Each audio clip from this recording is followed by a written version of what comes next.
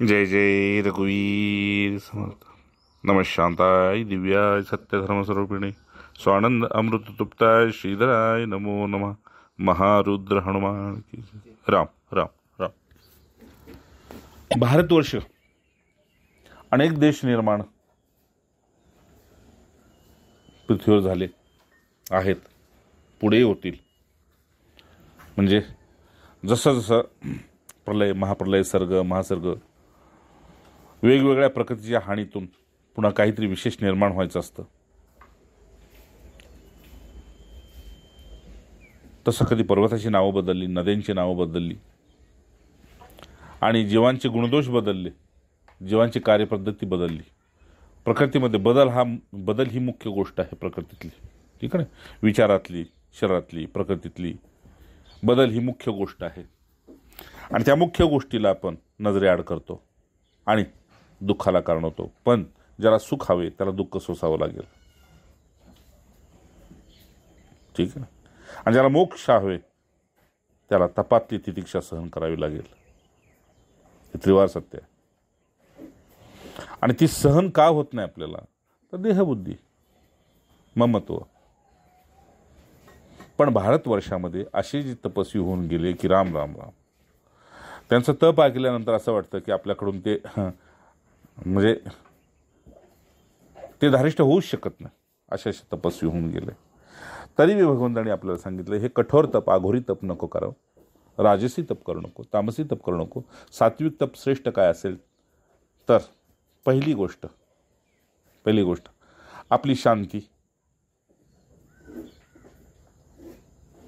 स्थिर राहण्यासाठी क्षमाशील वृत्तीनंच राहणे.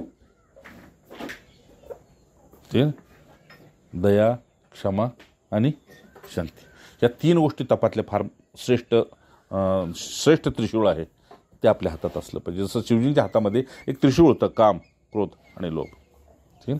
तसं तपाच्या चरणात आपण ज्यावेळेस प्रवेश करतो साधनेनंतर, जसं आपण साधना ही आपलं बाल्यावस्था आहे ना. ठीक आहे ना. आणि साधनेतून पुन्हा नाही, मुमुक्षु तो बाल्यावस्था आहे, साधन आपली तारुण्य आहे. ठीक आहे ना. आणि वानप्रस्थ अवस्था जसं म्हणतो आपण, ते तपाचा काळ आहे. आणि संन्यस्त जी आहे ती सहज अवस्था आहे. संन्यास अवस्था, सहज अवस्था.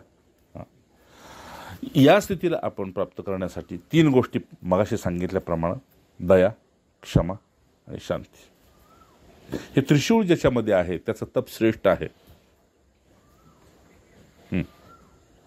म्हणजे कुणीही आपल्या शत्रूनं सुद्धा आपल्यावर काय कुरघोडी करू दे, पण तरी सुद्धा त्याच्यावर दया करून क्षमा करणे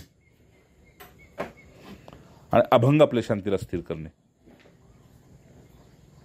भारतवर्ष यासाठी सुप्रसिद्ध आहे, सहिष्णू आहे. म्हणून परकीयांनी इतके आक्रमण केले आपल्यावर. या देशामध्ये सर्वात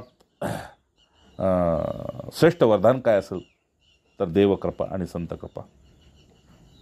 नाही हां. आणि संत कृपेतून काय मिळतं, संघातून तर दया, क्षमा, शांती. म्हणजे ते उदारतेचे फार मोठे द्योतक आहेत महापुरुष. स्वामींना आपल्याला असं सांगायचं आहे की हा भारत देश जो आहे, वर्ष म्हणजे या ठिकाणी देश असा अर्थ आहे. देवकृपा आणि संत कृपा, त्याच्या वर्षावाचं हे स्थान. म्हणजे जो कोणी इथं गतीच्या प्राप्तीसाठी, अध्यात्माच्या प्राप्तीसाठी जो कोणी तप साधन करेल, जो मग कोणी आपलं मुमुक्षुत्व टिकवून धरेल, त्याच्यावर संत कृपा होणारच, देवकृपा होणारच. मग इथं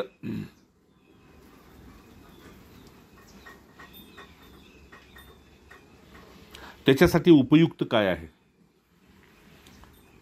तर उपयुक्त एवढंच आहे की या वाटेवर त्यानं टिकून राहावं. जिथं तो पोचत नाही तिथं त्याला पोचलेले पुरुष पावलोपावली सहाय्य होते. जसं मगाशी आपण वारीचं पाहिलं नाही का. अरे बापरे, काय ते वारीचं कौतुक. ऊन, वारा, पाऊस कशाचीच पर्वा नाही, थंडी, खाणेपिणे पर्वा कशाचीच नाही.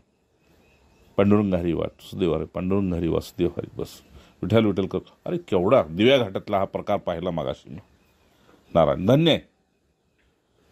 म्हणून माऊलींनी ते आराध्य निवडलं की ज्या आराध्यावर भोळ्या भाबड्यांची श्रद्धा आहे. विचारवंताची ते गरज नाही. विचारवंतांनी पोथ्या वाचाव्यात किंवा विचारवंतांनी तत्व चिंतन करत राहावं. संतांनी सांगितलं भोळ्या भाविक अशी हरिभक्ती. नारायण सांगायचं असं स्वामींना आपल्याला की शुभ्र ज्योत्स्ना, शुभ्र म्हणजे पांढरं, त्याला शुक्ल असे म्हणतात. हे भारताचं तेज आहे. सर्वम खलविदम ब्रह्म या स्थितीचा ज्याला साक्षात्कार होतो त्याला करोडो सूर्याचा प्रकाश कसा असतो, पण एका सूर्याचा प्रकाश तुम्हाला डोळे पाहायला गेलं तर शक्य आहे का? डोळ्यानं पाहायला गेलं सूर्याकडे तर नाही. पण हा जो तुमचा सर्वम खालविदम ब्रह्मचा जो प्रकाश आहे तो शुभ्र म्हणजे दुधाचा कसा प्रकाश, दूध कसं सफेद आहे त्याप्रमाणे पण परिपूर्ण शुभ्र म्हणजे स्वतः बी श्वेत आणि सर्वच श्वेत. जसं सर्वच चैतन्यमय आहे, आत्ममय आहेत. जसं पाण्यामध्ये आपण बुडी मारली तर डोळे उघडले तर सगळीकडे पाणीच पाणी आहे. पाण्याव्यतिरिक्त काहीच दिसत नाही. पाण्याव्यतिरिक्त दिसतं तो एक मी, ठीक नाही. पण त्या दाही दिशेला पाणी पाहणारा सुद्धा पाणीमयच होऊन जातो. तसं हे श्वेतब्रह्म आहे. श्वेतब्रह्म असं आहे की बस गदगद होतोय त्यातून आतून. सर्वम खालिदम ब्रह्म. इच्छा नाही, अपेक्षा नाही, मोह नाही, काहीच नाही. अहम नाही, मम नाही, काही नाहीच नाही. देवी नाही, देवता नाही, कुणीच नाही. मग कोण आहे? मीच आहे सर्वत्र. श्वेतब्रह्म. तर हे ब्रह्मस्वरूपाचं तेज स्वामींना आपल्याला सांगायचं आहे. असं हे तेज प्रकटतं. म्हणून भारत माता, संपूर्ण भारत माता हे ब्रह्मस्वरूपिणीच आहे. ठीक आहे. नवदुर्गामध्ये ती ब्रह्मस्वरूपिणी आहे की नाही, त्याप्रमाणे ही ब्रह्मस्वरूपिणी आहे. तर असे अनेक पवित्र भारत मातेच्या या उदरामध्ये, आवारामध्ये स्थळं आहेत. फक्त जो जितका पवित्र त्याला तितकं त्याचं स्वच्छ दर्शन होतं. म्हणून मागे मी सांगितलं, तुम्हाला तीर्थयात्रा करायची असेल तर असं स्वतंत्र जाऊ नका. एखाद्या सत्पुरुषाबरोबर गेला तर तुम्हाला नक्कीच त्याची दर्शन विशेष घडतात. नारायण. आणि पहिलं ज्या चातुर्मासाला ज्यावेळेस मी सज्जनगडावर जायचो त्यावेळेस माझ्याबरोबर हे काही जी जुनी साधक मंडळी असायची त्यांना त्याची काही प्रचिती येऊन गेलेली आहे. नारायण. पुढं असं म्हणतात, ब्रह्मारण्यासारखी अनेक वने सुद्धा आहेत. म्हणजे त्या अरण्यामध्ये आपण गेलं की मी ब्रह्म आहे आणि हेही ब्रह्म आहे अशा एका आनंदामध्ये आपला विहार होत असतो. बाकी काहीच करायची गरज नाही. ठीक आहे ना. आणि मी पहिल्यांदा गेलो तेव्हा रात्री 3 वाजता वरदपूरला त्या जंगलात चढत होतो पडत्या पावसात आणि माझ्याबरोबर कुणीच नव्हतं. पण जिथं जिथं जात होतो तिथं तिथं मला असं वाटायचं इथंही स्वामी आहेत, इथून गेलेत, इथं आहेत, इथं आहेत, इथं आहेत. पुढं असं वाटलं की ते माझ्याशी संवाद करतात, पण दोघांचेही संवाद मौनात आहेत, इशाऱ्यात आहेत. आणि मला वाटतं त्यावेळी संन्यस्त चातुर्मास संपला होता. आणि असे अनुभव यायला लागले. म्हणजे मी इतका गदगद झालो की ज्याने तपासाठी मला प्रेरित केलं, ज्याने माझी पापबुद्धी घालवली, ज्याने अशी स्थिर शांती आणून दिली, म्हणजे काय त्यातून उरण होण्यासाठी मला उरण व्हायचंच नाही, पण त्यांच्यासाठी मी काय करू, एक असा सारखा हृदयात असं भाव दाटला होता की मी काय करू. राम सांगायचं काय की भारत माता अशी ब्रह्मारण्यासारखी अनेक भारत या मातेच्या उदरात वनं आहेत, जंगलं आहेत. त्यामुळे तिला शुचित्व आणि अनुपम अशी शोभा प्राप्त झालेली आहे. म्हणजे त्या जंगलात गेलं की मी बी शुद्ध आहे, जंगल बी शुद्ध आहे. अशुद्ध असं तिथे काहीच नाही. आणि ते शब्दानं सांगण्यासारखं नाही म्हणून ते अनुपम आहे. त्याच्यासारखं तेच असं हे शोभनीय आहे. आणि आपण ते स्वतः पाहिलं, अनुभवलं. वरदपूर अशी अनेक आहेत स्थळं. त्या वनातून अनेकांनी तप केलेली आहेत. ठीक आहे. मागे पुन्हा पुन्हा सांगतोय, तपाचा एकच छानपैकी अर्थ आहे, आपल्या ब्रह्मस्वरूपाशी अखंड राहणे, आपल्या आत्मस्वरूपात अखंड राहणे, त्याच्यासाठी द्वंद्वाचं सहन करणे, अखंड आत्मस्वरूपात राहणे. म्हणजे त्या वृत्तीला तुम्ही मोडलं तरच, अन्यथा दुसऱ्याला निमित्त करू नका. तुमच्यामुळं होत नाही, त्याच्यामुळं होत नाही, याच्यामुळं होत नाही. ठीक आहे ना. जोडण्या मोडण्या तोडण्याला कारण तुम्हीच आहात. म्हणून पराधीनतेपासून स्वतंत्र, पराधीनतेपासून स्वतंत्रतेचा अखंड अनुभव घेणं, याचंच नाव चातुर्मास आहे.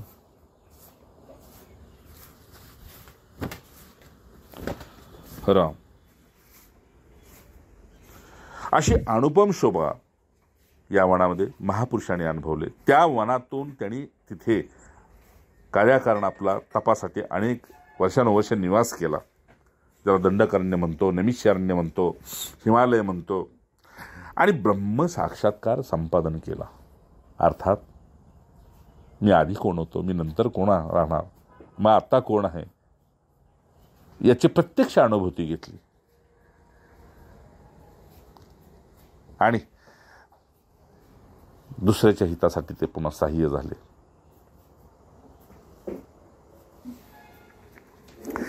आरण्यक म्हणून वेदाचा एक भागच आहे. उपनिषदामध्ये आरण्यक, बृहदारण्यक. तर तुम्ही विराट किती आहात हेच त्यांना सांगायचंय, तुम्ही विभू किती आहात हेच त्यांना सांगायचंय. आणि हा अनुभव ज्या पुरुषांनी घेतला, त्या पुरुषांनी म्हणजे समर्थांनी सुद्धा हा अनुभव घेतल्यानंतर आपल्या लिखाणातून त्यांनी भारत मातेला आनंद वनभूमी असं एक नाव दिलं. आनंद वनभूमी म्हणजे इथं आनंद व्यतिरिक्त काही नाहीच. मागे सांगितलं तुम्हाला, हे म्हणजे एक अधिष्ठान, अनुष्ठानाचं स्थान आहे. हे अधिष्ठान आहे भगवंताचं. इथं देवता विश्रांतीसाठी येतात, देवता परहितासाठी येतात, देवता शुभकार्यासाठी येतात. अनेक कार्यासाठी देवतांचं इथं आगमन होतंय. छोट्या मोठ्या देवतांचं बी होतंय. जसा भक्त ज्या प्रकारची याचना करल त्या प्रकारच्या पूर्तीसाठी भगवंताला किंवा देवतांना येणं स्वाभाविक होतं. ब्रह्मविद्येचा प्रकाश ज्यातून बाहेर पडतो त्याला भा हा असं म्हटलं जातं. आणि त्याच्यात अखंड हे ऋषितुल्य पुरुष रत असतात, म्हणजे रमंती करतात. म्हणून हा भारत आहे. या ठिकाणी हात कोंदाटलेला असतो, तो प्रकाश ब्रह्मविद्येतून बाहेर पडलेला. आणि तो असा कोंदटलेला असतो की जसं धुरामध्ये आपला प्राण कसा म्हणजे कोंडला जातो इकडे, त्याप्रमाणे किंवा पाण्यात उडी मारण्यात आपण 10 दिशेला पाणी कसं असतं तसं आपण आणि 10 दिशा हे पूर्ण त्यानं कोंदटलेले असतात, म्हणजे बहरलेल्या गजबजलेल्या असतात. असं तर या ठिकाणी ब्रह्मविद्येच्या ठिकाणी असा तो पुरुष रथ होतो, म्हणून त्याला भाररथ म्हणतात. म्हणजे पुढे तो स्वतःसाठी जगत नाही, साध्या भाषेत सांगायचं म्हणजे. ठीक आहे ना. म्हणजे अजून सोप्या भाषेत म्हणजे आता उरलो उपकारापुरता, अशी एक त्याची स्थिती होते. राम राम. जननी जन्मभूमीश्च स्वर्गादपि गरीयसी. संस्कृत वचन आहे ना. अच्छा. आई आणि मातृभूमी यांची योग्यता किती मोठी आहे तर अवर्णनीय आहे. म्हणजे स्वर्गापेक्षा सुद्धा त्यांची योग्यता विशेष सांगितलेली आहे. म्हणजेच त्याचं महत्व का आहे तर त्यातून आनंददायित्व अधिक आपल्याला अनुभवायला मिळतं. आनंददायित्व म्हणजे जे आपलं मूळ स्वरूप आहे त्याच्याशी एकरूप होण्यासाठी हे दोनच पहिल्यांदा साह्य होते. आणि जर आपल्याला त्यांच्या साह्यात येणं आपल्याला ते तत्व प्राप्त झालं, ते स्थान प्राप्त झालं तर ते स्वर्गापेक्षा श्रेष्ठ आहे. म्हणून ज्या भूमीमध्ये आपण जन्म घेतो ती भूमी देवभूमी आहे, आणि ज्या जननीच्या पोटी आपण जन्म घेतो, ठीक आहे ना, ती अनादी काळापासून शुचित्व पवित्र यातून परिपूर्ण असल्यामुळं तिला सुद्धा आपल्याकडून तीच अपेक्षा असते, ठीक आहे ना, जसं मदालचा. मग स्वर्गापेक्षा सुद्धा त्याची योग्यता आणि आनंददायी तो अधिक असतं. अच्छा, जसं राजवाड्याचा संबंध राजाशी आणि राजाचा संबंध राजवाड्याशी आहे, हो की नाही. दुःखाचा संबंध अज्ञानाशी आणि अज्ञानाचा संबंध दुःखाशी आहे.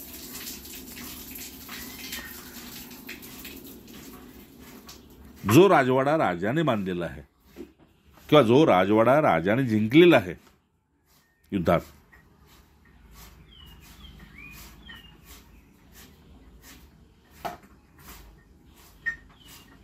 तर तो राजवाडा असून सुद्धा त्याला पवित्र करावा लागतो, ठीक ना.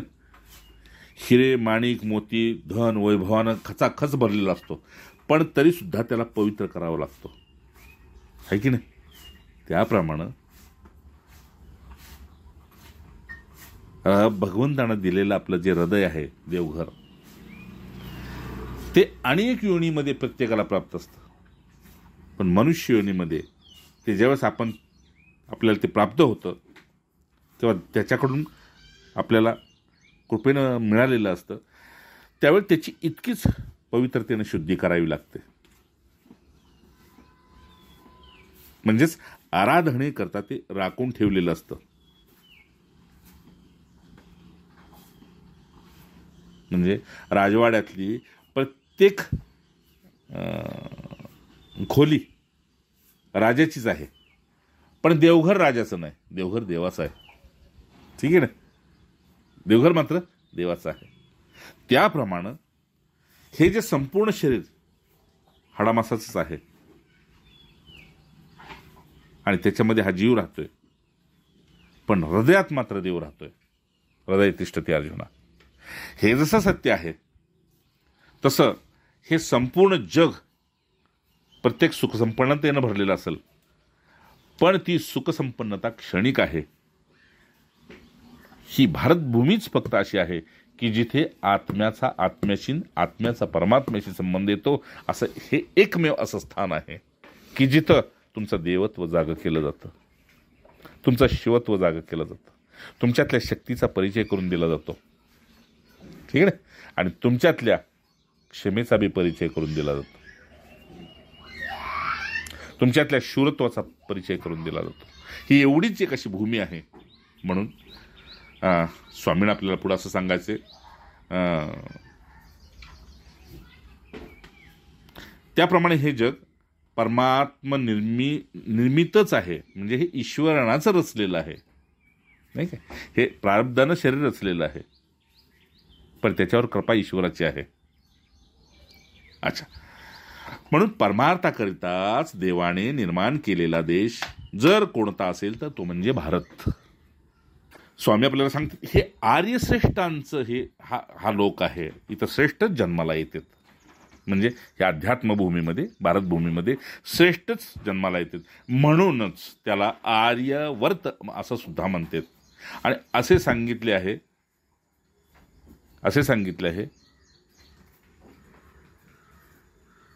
की हे श्रेष्ठ पुरुष अखंड कनिष्ठांना सहाय्य होते. कनिष्ठांना बस त्यांची हीच एकनिष्ठा त्यांना पुन्हा पुन्हा या भूमीत जन्माला घालते, नाही का. समतांच्या लेखी निश्चयाचा महामेरू ही एकनिष्ठा पुन्हा पुन्हा त्यांना जन्माला घालते.